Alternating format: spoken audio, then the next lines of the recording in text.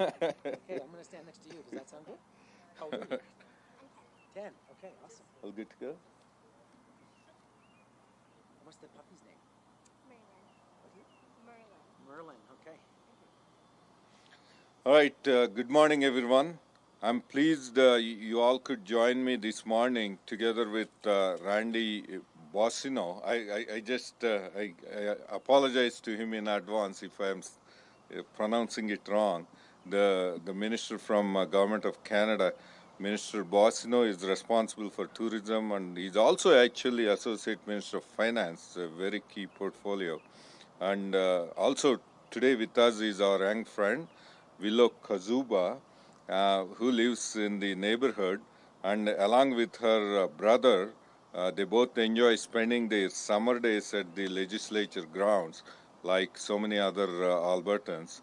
Today, we have great news to share about how we are working together to rejuvenate the legislature grounds for the enjoyment of Edmontonians like Willow and of all of Albertans and visitors alike. So, Minister Bosno, can you please kick off by sharing the good news? Sure.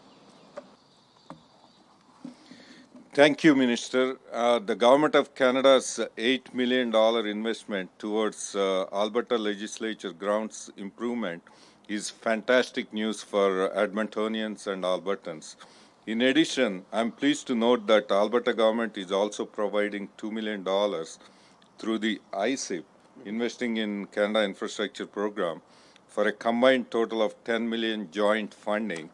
And over the last couple of years, the Investing in Canada Infrastructure Program has injected about $9 billion joint funding into 203 projects or project bundles in more than 30 Alberta constituencies.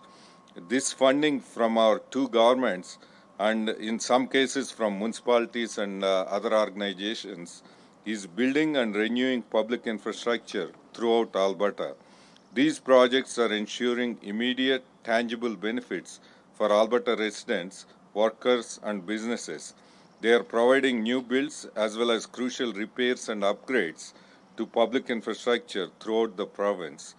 And these projects are providing needed boosts to local economies and supporting many thousands of good-paying construction-related jobs for Albertans. Today, I'm also pleased to announce that the Alberta government is investing additional $10 million through the 2022 capital plan to repair the legislature dome fountain and reflecting pool behind us, as well as develop new water features in place of the wading pools for families and visitors to enjoy. All told, today's announcement amounts to a total of $20 million in legislature grounds improvements. This investment will support about 112 construction-related jobs and boost economic activity right here in Edmonton. And it will ensure generations of families, like Minister Wasno observed, our young friend Willow here and her brother will be able to enjoy the legislature plaza area and water features long into the future. In the meantime, Alberta Infrastructure has issued a request for proposal to secure a consultant whose duties will include design work for the project. Once a consultant is in place, we'll be asking Albertans to comment on some design elements. Stay tuned for that opportunity. I know Willow can have her wish list, but she can't veto the project. So we hope to begin construction work next spring and expect to see completion, including fully opened water features by summer 2024. I look forward to watching the renewal take place right before our eyes. So now I'll ask Hayden to take any questions from the media. Joining us, I apologize that we actually started a minute early, which is unusual for a Government of Alberta news conference, so I apologize to the press gallery. Go ahead, Michelle. This is a question for Minister Panda. Can you describe what the issues are right now and why you guys can't turn on the water? That's an excellent question. In fact, my colleagues at Alberta Infrastructure, they are willing to give you a quick tour to actually, seeing is believing, and they can show you the, instead of pictures, they can actually show you what's happening there. So right now the problem, the reason in 2020, unfortunately, we had to close um, because not only because of the structural issues, but also because of COVID health guidelines. But in 21, we in fact opened that one wading pool.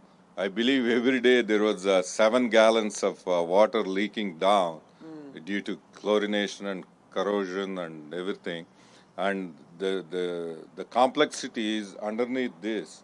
We have a tunnel and a padway, That's right. so it's going to impact, and so we didn't want to compromise the safety of the users. So that's why we stopped using it.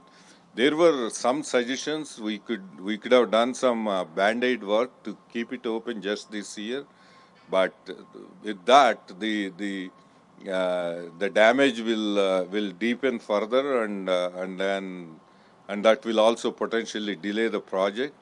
That's why we couldn't open it up this summer. And as a follow-up, I know the city of Edmonton, when they redid their reflecting pool, I think they had to go from a wading pool to sort of a splash pond. Is that something that you're looking at for there? Because I would assume there's some liability issues with children. I believe there are two national codes. I mean, one is national code, building code we had to meet with, and also Alberta pool standard, whatever it is, the depth that they can go. I think Edmonton City already had some issues with their previously built pool. So we're going to consider all that input and make sure whatever we do in consultation with Albertans. As I said, when I say consultation, I don't want to delay it forever because we can't meet everyone's expectations. But we're trying to do it usable, and so people here can have a better experience in the future. But at the same time, we want to get it going soon. So we'll take all that input into consideration, the safety standards and health standards, everything, and then get it done. Any other questions? Nope. Another one. Sure, one more. Okay. I'm just wondering, I mean, this is such a popular spot in the summertime, and I wonder if you can talk a little bit about, I'm sure you guys have been getting a lot of complaints. So I wonder if you can tell me a little bit about the feedback you've been getting from the public about not having this area open for kids. Well, since I call this legislature and the precincts, it's the temple of democracy, and Albertans own this, and they for 100 years, they not only Edmontonians but the tourists from outside of Alberta, they all come here, have a great touring experience. Um, I could understand. I'm sorry. I regret for the inconvenience, but we're trying because this is not a new one, brand new one.